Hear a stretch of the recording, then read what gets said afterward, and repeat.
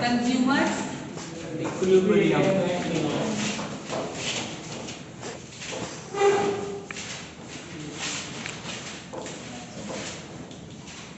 Equilibrium, ठीक है। अब ये जो इक्विलिब्रियम वर्ड है ना, वो इक्विलिब्रियम वर्ड आप लोगों को 2 बारी 3 बारी सुनोगे अपने इकोनॉमिक्स में। इक्विलिब्रियम का मतलब क्या होता है? किसी भी चीज का इक्वल होना, किसी भी चीज का, है ना। तो देखो कंज्यूमर्स इक्विलिब्रियम क्या होता है। कंज्यूमर्स इक्विलिब्रियम एक ऐसी सिचुएशन होती है जिस एक सिचुएशन में कंज्यूमर के पास जितना भी रिसोर्स है ना, जितना भी मनी है, जितनी भी उसकी इनकम है, उस इनकम के अकॉर्डिंग उसको मैक्सिमम सेटिस्फेक्शन मिल जाता है। मतलब देखो किसे कहेंगे कंज्यूमर इक्विलिब्रियम। सपोज मैंने तुमको, चलो मेरे पास, मैं तुमको भी नहीं दे रही, मेरे पास अगर 100 रुपीज हैं, ठीक है।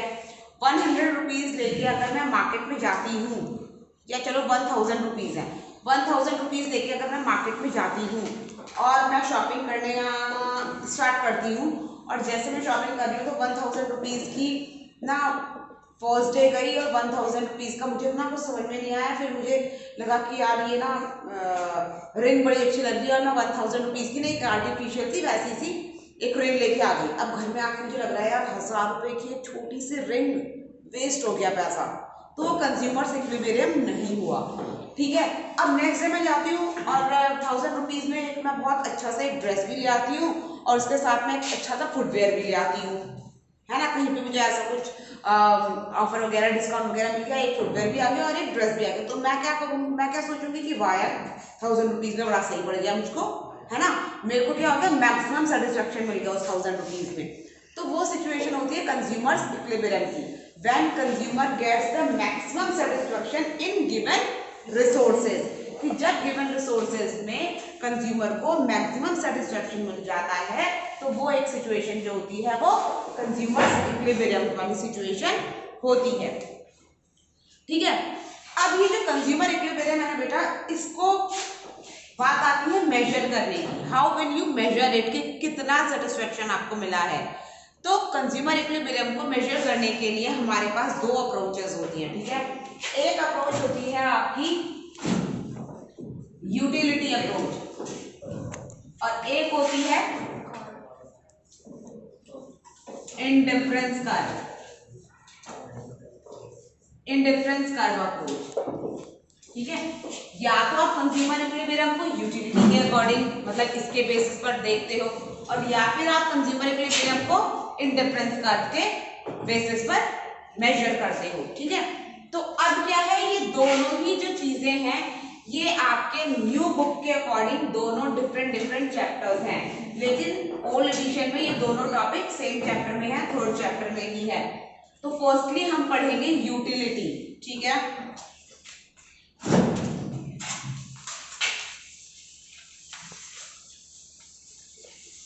अब आपका जो ये टॉपिक है यूटिलिटी वाला,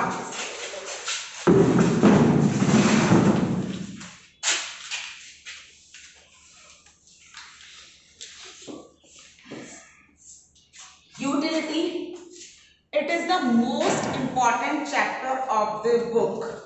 most important chapter of the book इसलिए मैंने कह दिया है क्योंकि जो कॉन्सेप्ट इस यूटिलिटी के न्यूमेरिकल्स पर लगने वाला है, सेम वही कॉन्सेप्ट आपका रेवेन्यू, प्रोडक्शन, कॉस्ट, इन तीनों चैप्टर्स पर लगने वाला है, ठीक है। सेम वही कॉन्सेप्ट, उसमें कुछ भी डिफरेंस नहीं होगा। जिस तरीके से हम यूटिलिटी के न्यूमेरिकल सॉल्व करेंगे, उन्हीं बेसिस पे हम प्रोडक्शन, कॉस्ट और रेवेन्यू के भी न्यूमेरिकल्स को सॉल्व करने वाले हैं, ठीक है। इसलिए इस चैप्टर को हमने बहुत अच्छे से पढ़ना है। दूसरी चीज ये है कि आज तक कभी भी उत्तराखंड बोर्ड में या किसी भी बोर्ड में कोई भी पेपर ऐसा नहीं बना है जिस पेपर के अंदर यूटिलिटी से रिलेटेड क्वेश्चन ना आया हो, चाहे वो 2 मार्क्स के लिए टोटल यूटिलिटी या मार्जिनल यूटिलिटी की डेफिनेशन हो, चाहे वो difference between both of them हो, चाहे वो रिलेशनशिप बिटवीन टोटल यूटिलिटी और मार्जिनल यूटिलिटी हो, plus the most important question कि जो 4 मार्क्स का आपका न्यूमेरिकल आता है, जो कि बेहद इजी न्यूमेरिकल होता है, वो भी आपका यूटिलिटी का ही होता है। या तो वो यूटिलिटी का होता है या रेवेन्यू का या कॉस्ट का, किसी का भी, मगर जो मेथड है वो सेम ही होता है। इसलिए आपको यूटिलिटी वाला जो चैप्टर है वो बहुत बाय हार्ट पढ़ना जरूरी है। ठीक है, अब देखो यूटिलिटी क्या होता है। यूटिलिटी का हिंदी मीनिंग तो मैं बताऊंगी तो तुम्हें हंसी आ जाएगी, उससे कोई लेना देना नहीं है। यूटिलिटी को हिंदी में बोलते हैं तुष्टि गुण। ठीक है, अब देखो तुष्टि गुण जो वर्ड है वो ड्राइव कहां से होता है? संतुष्टि से, सेटिस्फैक्शन, संतुष्टि से, संतुष्टि वाला गुण। ठीक है, और यूटिलिटी कितना यूजफुल है ना। तो यूटिलिटी की अगर हम डेफिनेशन देखेंगे तो यूटिलिटी की डेफिनेशन क्या कहती है बेटा? Utility is the want satisfying power of any commodity. क्या बोल रहे हैं? The want satisfying power of any commodity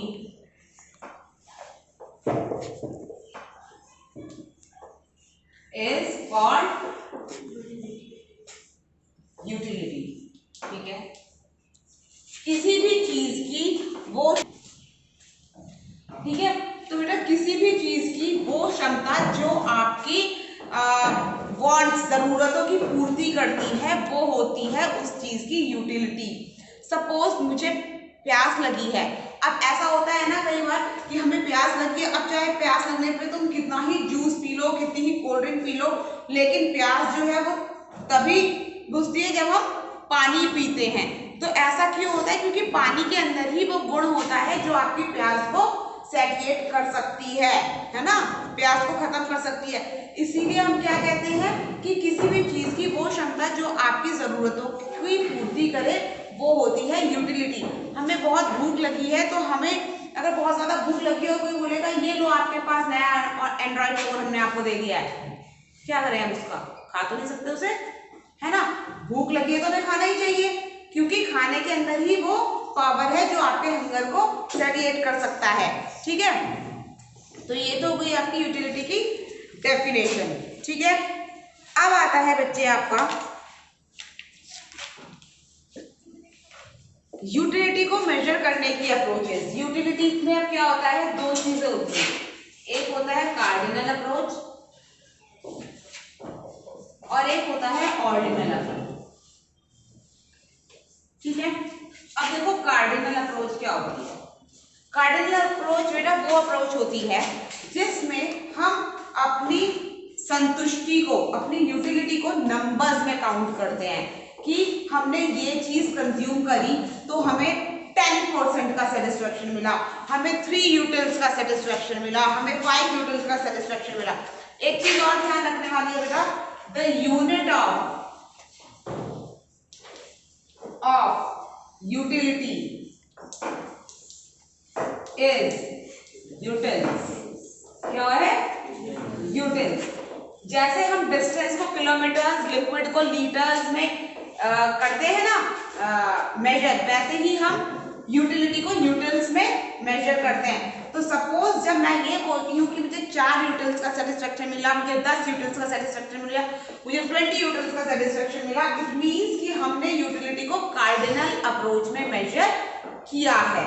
ठीक है, बहुत इजी है। ठीक है, ये क्वेश्चन भी बहुत इंपॉर्टेंट होता है कि what is the cardinal approach of utility. ठीक, नेक्स्ट होता है आपका ऑर्डिनल अप्रोच। तो ऑर्डिनल अप्रोच कौन सी होती है?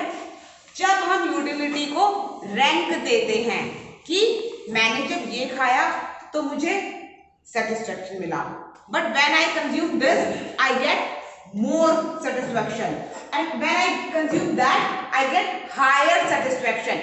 कि जब हम रैंक देते हैं कम, ज्यादा और ज्यादा, तो वो होता है आपका ऑर्डिनल अप्रोच। तो क्या बोल सकते हैं इसमें हम कैसे देते हैं? 1 2 3 4 ऐसे इंटीजर्स के बेसिस में, और उसमें हम रैंक देते हैं कैसे? मोर, लेस, हायर, इस टाइप से। ठीक है, आ रहा है समझ? मार्जिनल में तो ऐसे होती है। मार्जिनल यूटिलिटी ऐसे नहीं होती है, मैं बताती हूँ मार्जिनल यूटिलिटी क्या होती है। अभी मैंने तुम्हें केवल यूटिलिटी की डेफिनेशन बताई, यूटिलिटी क्या होता है ये बताया, और यूटिलिटी को हम किन किन तरीके से मेजर करते हैं। कार्डिनल एंड ऑर्डिनल अप्रोच के थ्रू। या तो हम यूटिलिटी को नंबर्स देते हैं कि हमें 4 यूटिल्स का सेटिस्फेक्शन मिला, 20 यूटिल्स का मिला, और या फिर हम बोलते हैं कि हमें इसे खा के इससे ज्यादा मिला सेटिस्फेक्शन, इसमें ज्यादा मिला, इसमें कम मिला, या तो हम रैंक देते हैं। यही दो चीजें तो हो सकती है किसी भी चीज के सेटिस्फेक्शन को बताने की, है ना। और तो कोई तरीका नहीं हो सकता किसी चीज को बताने का कि हमें कितना सेटिस्फेक्शन मिला। ठीक, अब बात करेंगे हम मार्जिनल यूटिलिटी की।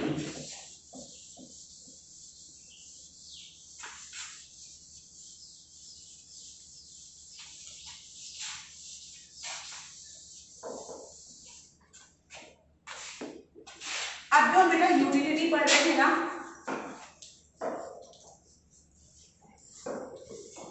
यूटिलिटी दो टाइप की होगी। अब तुम कंफ्यूज मत होना, कार्डिनल एंड ऑर्डिनल तो अप्रोच थी। अप्रोच मतलब कैसे हम उस तक पहुंचेंगे, कैसे हम पता लगाएंगे कि कितना हमें सेटिस्फेक्शन मिला। लेकिन यूटिलिटी होती कितने टाइप की है? दो टाइप की। एक होती है टोटल यूटिलिटी,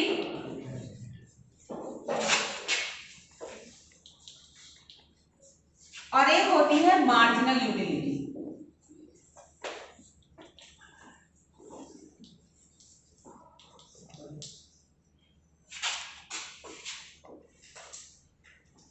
टोटल यूटिलिटी को हम बोलते हैं TU और इसको हम बोलते हैं MU। ठीक है, अब देखो ये क्या है, ध्यान से सुनना है। देखो टोटल यूटिलिटी क्या है? टोटल यूटिलिटी ये है कि मेरे पास एक केक का पैकेट बचा है, पड़ा। मैं सुबह स्कूल में आती हूँ, मैंने यहाँ पे पढ़ाया हुआ है, अब मैं दिन में घर जाती हूँ, मुझे बहुत तेज भूख लग गई है, मैंने वो केक का पूरा जो पैकेट है वो खाया, और अब मैं तुम्हें बता रही हूँ कि पूरा वो जो केक का पैकेट है उसको कंज्यूम करने के बाद मुझे ना 10 न्यूट्रल्स का सेटिस्फेक्शन मिला। ठीक है, जो भी है मेरे को 10 न्यूट्रल्स का सेटिस्फेक्शन मिला, तो वो तो हो गया आपका टोटल यूटिलिटी। क्या बोलते हैं?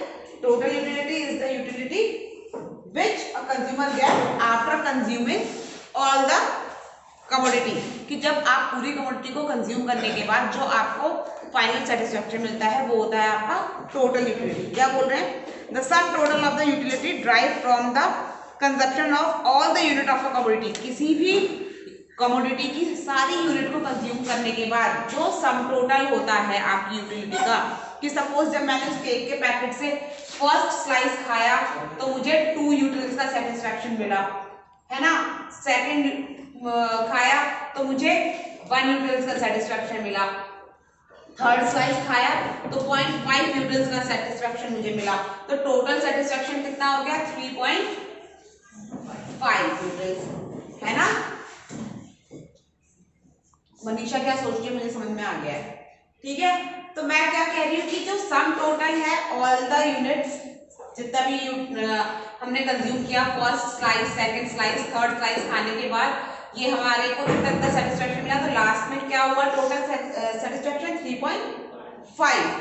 अब मनीषा एक चीज सोच रही थी, वो ये सोच रही थी कि मैडम ने जब फर्स्ट स्लाइस खाई तो उन्होंने ज्यादा सेटिस्फेक्शन दिखाया, सेकंड स्लाइस में कम दिखाया, थर्ड स्लाइस में और कम दिखाया, जबकि होना तो ये चाहिए था ना कि जब मैंने पहला केक खाया तो मुझे सेटिस्फेक्शन मिलना चाहिए था, फिर दूसरा खाया तो और ज्यादा पेट भर गया था तो और ज्यादा सेटिस्फेक्शन दिखाना चाहिए था, थर्ड खाया तो और ज्यादा सेटिस्फेक्शन दिखाना चाहिए था, लेकिन ऐसा नहीं होता है वो। लेकिन कॉन्सेप्ट अलग है। पहले मैं तुम्हें मार्जिनल बताऊंगी, उसके बाद मैं तुमको इसका कॉन्सेप्ट समझाऊंगी, तब तुम्हें ज्यादा अच्छे से समझ में आएगा। ठीक है, बहुत इजी कॉन्सेप्ट है, तुम समझ जाओगे। पहले हम मार्जिनल पढ़ लेंगे। अभी टोटल यूटिलिटी के लिए ये समझ लो कि the sum total of the utility after consuming all the unit of commodity, किसी भी कमोडिटी की हर यूनिट को कंज्यूम करने के बाद जो भी टोटल सेटिस्फेक्शन हमें मिलता है वो होता है टोटल यूटिलिटी। ठीक है, ठीक है। अब आता है आपका मार्जिनल यूटिलिटी। मार्जिनल यूटिलिटी किसे कहते हैं?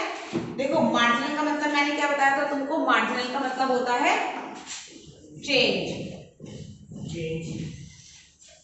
मार्जिनल का मतलब होता है डेल्टा और डेल्टा का मतलब होता है चेंज। ठीक है, चेंज मतलब बदलना, कितना बदलाव आ रहा है।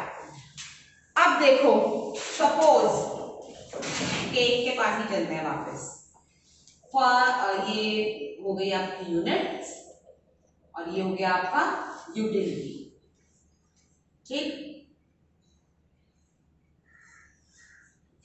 जब आपने फर्स्ट स्लाइस खाया तो आपको सेटिस्फैक्शन मिला 20 का, सेकंड स्लाइस खाया सेटिस्फैक्शन मिला 10 का, थर्ड स्लाइस में आपको मिला 8 का, देन फोर्थ खाया तो आपको मिला 4, देन फिफ्थ में आपको मिला 0 एंड देन सिक्स्थ में मिला -2। ठीक है, अब देखो मार्जिनल किसे कहते हैं, मार्जिनल यूटिलिटी किसे कहते हैं। मार्जिनल यूटिलिटी का मतलब होता है the changes occurs in total utility after consuming each successive या ईच एडिशनल यूनिट। मैंने कल ग्रुप में बोला था ना कि जब भी मार्जिनल वर्ड कहीं पर यूज हो गया तो आपको सक्सेसर या फिर एडिशनल वर्ड यूज करना जरूरी हो जाता है। मींस हर एक केक के स्लाइस को कंज्यूम करने के बाद आपके टोटल सेटिस्फैक्शन में जो भी चेंजेस आते जा रहे हैं वो होता है आपका मार्जिनल यूटिलिटी। आपने पहला केक कंज्यूम किया तो आपको 20 यूटिल्स का सेटिस्फैक्शन मिला। क्या कोई चेंज हुआ है यहाँ पे कुछ? अभी तो कोई चेंज नहीं हुआ, तो मार्जिनल यूटिलिटी 0 रहेगी। ठीक है, सेकंड जब आपने केक का स्लाइस खाया तो आपको सेटिस्फैक्शन मिला 10 यूटिल्स का। क्या अब कोई चेंज हुआ है? 20 से 10 हो गया ना, कितने का चेंज हुआ? 10 हो गया आपका मार्जिनल यूटिलिटी। फिर जब आपने थर्ड स्लाइस ऑफ केक खाया, अब क्या कुछ चेंज हुआ है? कितना चेंज हुआ है? 10 से 8 हो गया, मतलब 2 हो गया आपका मार्जिनल यूटिलिटी। फोर्थ स्लाइस में कितना हो गया? 4 का चेंज हुआ है। अब फिफ्थ स्लाइस में क्या हुआ? 0 हो गया है आपका। अब तुम बोलोगे कि खा भी रहे हैं और फिर बोल रहे हैं कि 0 सेटिस्फैक्शन, तो बेटा ये हो जाता है आपका पीक पॉइंट। पीक पॉइंट का मतलब क्या होता है? पीक पॉइंट का मतलब होता है कि जब आप कोई चीज कंज्यूम करते हो, है ना, जैसे मुझे यहाँ पे नहीं दिखाना है, ऐसे यहाँ पे मैं दिखाऊंगी 4, यहाँ पे मैं दिखाऊंगी 4 और यहाँ पे मैं दिखाऊंगी 2।